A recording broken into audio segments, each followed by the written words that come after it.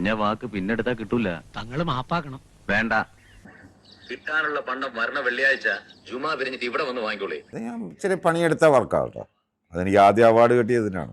ഇത് സ്ലാങ് കൂടെ ഉണ്ട്. അതെ, ഞാൻ പറഞ്ഞത് രണ്ടും പിടിക്കണം. അതെ, ഇതിലിപ്പോൾ അദ്ദേഹം അഭിനയിച്ചപ്പോൾ അതൊന്നും നോക്കിയിട്ടല്ല, ഇത് കൊണ്ടോട്ടി സ്ലാങ് ആണ് പറഞ്ഞിരിക്കുന്നത്. അത് ഡബ് ചെയ്യുന്ന സമയത്ത് ഡയറക്ടർ അല്ല ഉണ്ടായിരുന്നത്, റസാഖാണ് ഉണ്ടായിരുന്നത്, ടി റസാഖ്. അപ്പോൾ അന്നേരം ഡബ് ചെയ്യാൻ ചെന്നപ്പോഴത്തേക്ക് റസാഖ് എൻ്റെ അടുത്ത് ചോദിച്ചേട്ടാ, നീ അടുത്ത് ഒരു കാര്യം ഒന്ന് ചെയ്യാവോ എന്ന് ചോദിച്ചു.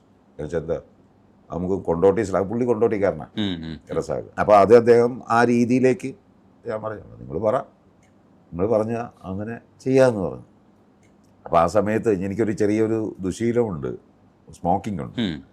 അത് ഞാൻ അതിനൊരു 5-6 മാസം മുമ്പ് ഞാൻ സ്മോക്കിംഗ് നിർത്തിയിരിക്കുക. അപ്പോൾ ഈ ക്യാരക്ടർ ഡബ് ചെയ്യാൻ ചെന്നപ്പോഴത്തേക്ക് എൻ്റെ വോയിസ് കേട്ട് കഴിഞ്ഞാൽ സ്വീറ്റ് വോയിസ്, നമുക്ക് വിനീതിന് അന്നത്തെ വിനീത് എന്ന് പറയുന്ന ഒരു അങ്ങനത്തെ ഒരു ഇതാണല്ലോ, ഒരു പയ്യൻ ലുക്കുള്ള ആ വിനീതിനൊക്കെ ഡബ് ചെയ്യാൻ പറ്റുന്ന ഒരു വളരെ സ്വീറ്റ് വോയിസ് പോലെ ആയിരിക്കും. നല്ല കപ്പക്കെട്ടും കാര്യങ്ങളൊന്നും ഇല്ലാതെ വരുമ്പോൾ ഈ പാട്ടുകാർക്കൊക്കെ യേശുദാസിനൊക്കെ ഉണ്ടാകുന്ന അങ്ങനത്തെ ഒരു വോയിസ് ആണല്ലോ.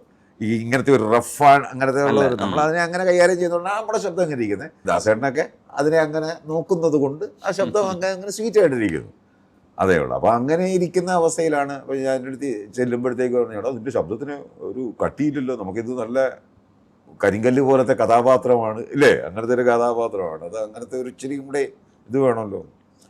ഞാൻ പറഞ്ഞു സ്മോക്കിംഗ് ഒക്കെ നിർത്തിയോണ്ടായിരിക്കാം, എന്ത് ചെയ്യാൻ പറ്റും. അങ്ങനൊരു സിഗരറ്റ് വാങ്ങിച്ചൊരു 1 മണിക്കൂർ കൊണ്ട് 10 സിഗരറ്റ് അങ്ങ് വലിച്ച് കുറച്ച് കഴിഞ്ഞപ്പോഴത്തേക്ക് പയ്യെ റഫായി അങ്ങനെ ചെയ്ത്, അങ്ങനെയാണ് ആ പടം ചെയ്തത്. അതിനുശേഷം വീണ്ടും നിർത്തിയിട്ടുമില്ല.